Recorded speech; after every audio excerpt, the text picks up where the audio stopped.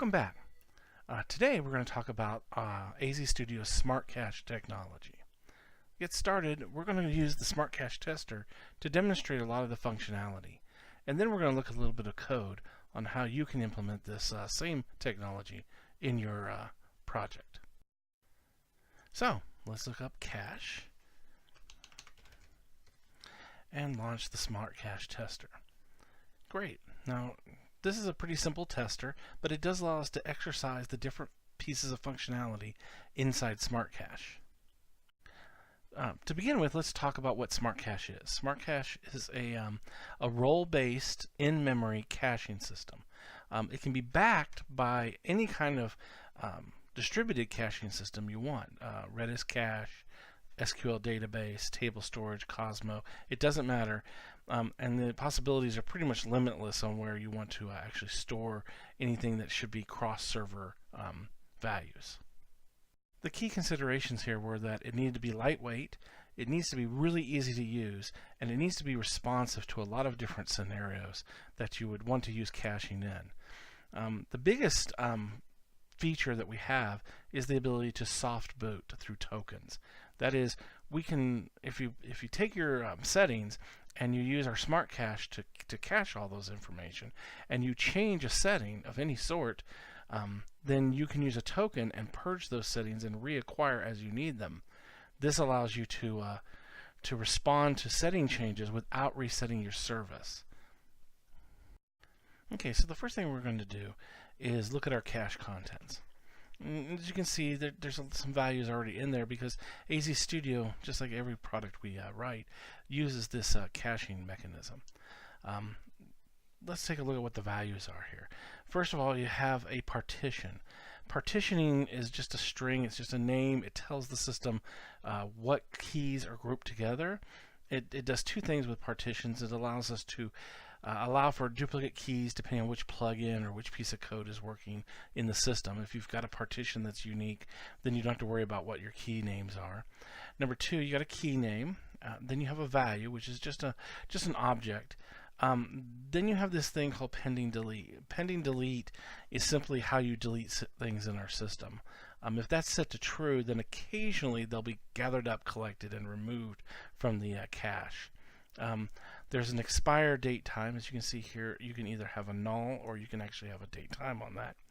And then you can protect it from purge, which means that if the system is told to purge remotely, say you want to update a setting and you don't want to reboot your services, but you also don't want to kill certain very critical pieces of information for this, and look at this case, it's sessions. We don't want the current session to be purged. That doesn't have any real usefulness to us, but we would like all these other values to be reacquired at some point. So we can protect, we can put a wrapper around it, and so if you've protected from purge, you're basically saying only delete this if it explicitly expires or it's explicitly told to delete. Great. We now understand at least what's being stored in the cache and the cache's purpose. So let's go ahead and just add a test value straight to the system. We're not going to have it expire right now. We're just going to tell it no expiration. We're going to put a test key in there. And then we're going to look at the cache contents.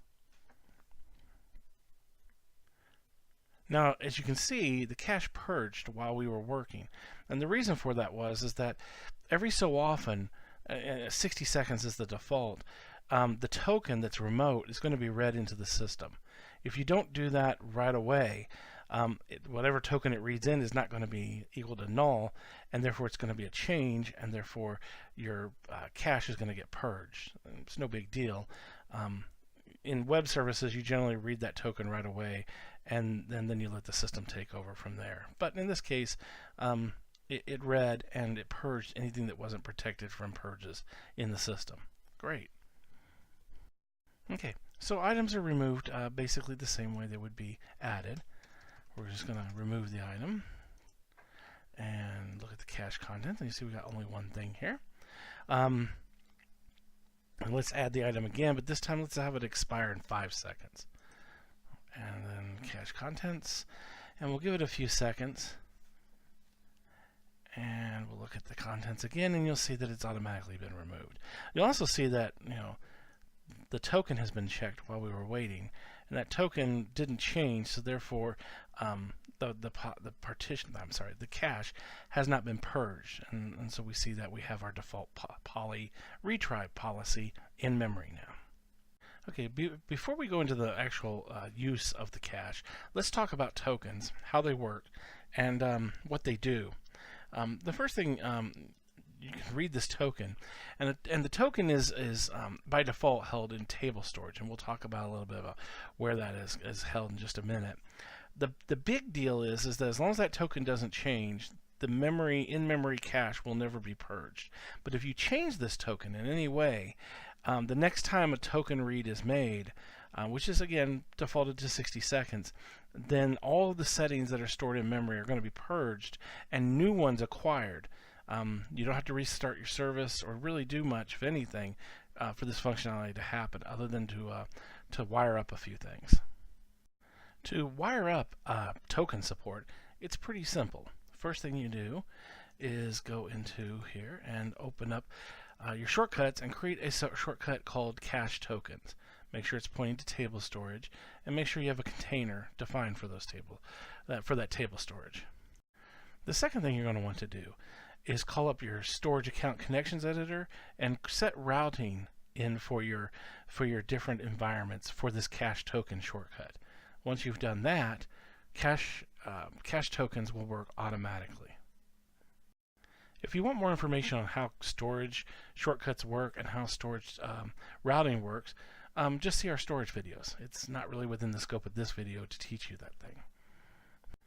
Okay, so now how do we use caching, and how do we set up when to acquire a new value from a more persistent source, and how do we control how that source or how that value is stored in memory in our role instance? This technique, by the way, works in anything. It works in microservices, it works in ASP.NET, it works in web jobs. It doesn't matter. This is a very lightweight, pure C# solution that spans pretty much any kind of Microsoft service that you want to put it in. So Smart Cache works with a callback. So basically, this is the key to the system.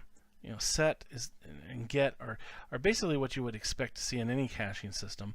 The big idea here is that, okay, well, I'm going to acquire this key. I'm going to acquire it in this partition, and I'm going to acquire it. And if that value doesn't exist, I'm going to make this callback. Now, this can be null, in which case, if you don't have the value, you'll get back null. But if you have this acquire test value delegate wired up, then what will happen is that if this value is not in the system, it will automatically call this function, and it will pass in whatever argument, just one argument. It's going to be treated as an object into this callback. This callback is expected to provide whatever object that you need to populate with this whatever this value is. So in this case, you see it's very common for us to cast the string or cast the object into the proper type and use that type to get some kind of result back.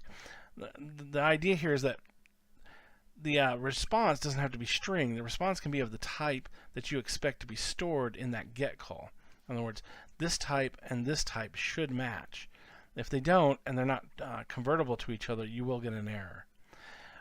Now, why is that a smart thing to do? Well, it's really smart in that this is implementing lazy acquisition of values. You don't need to tell the system, hey, let's have this big initialize routine. That's simply not necessary. All you have to do is go get the value, and if you have a way of getting that value, say from a database or a storage container or even a local configuration file, you can wire up that logic in your acquire method, and then you can just wire this function up. By doing this, you'll automatically have your reacquire wired up as well. If the external system with tokens, if that token changes and purges the old value out of memory, well, then this system will automatically reacquire that value as soon as you need it on demand. And that's really helpful. It basically allows you to not worry about timing when it comes to things you want to cache, but it also allows you to purge that cache at any time. Also, as part of this system, you can set the lifespan of this particular value. You can even touch it again so that it gets it updates the time span. So if something becomes stale in cache, it can automatically go through this whole reacquire process. So you've got this really nice in-memory caching system that lets you not have to worry about all the more complicated things that you'd like to have in an in-memory cache. You can also extend it out so that this becomes a shell around something like Redis cache, or even Cosmo DB, or anything else that you might want to back it up, and that logic would live here. So you can transparently make Smart Cache be extended by these more complicated multi-server caching values, and you can also still get the lazy load implementation as a side benefit. So I'd highly encourage you to play with this tester. You can play different scenarios out, you can watch it cache, you can watch it purge, and you can imagine for yourself some interesting scenarios. A really good DevOps scenario is, I don't have to know as a DevOps operator what services out there require a restart if I change a particular setting, because I'm not going to care. What that setting is going to be routed through check token, and they're just going to automatically purge and reacquire values as necessary. This scales really well, because once you do this, you don't have to reboot a service, you don't have to bounce a server, you don't have to keep track in a script of all the things that need to bounce when you do something different. You don't have to worry about it being on-prem, or the differences between an AWS reacquire of config and a Azure reacquire of config, or any other system. Everything's going to work just fine, and all you have to do is change one value. So we figure that's a pretty good reason to use Smart Cache throughout your system, and AzStudio certainly does that. Thanks for watching.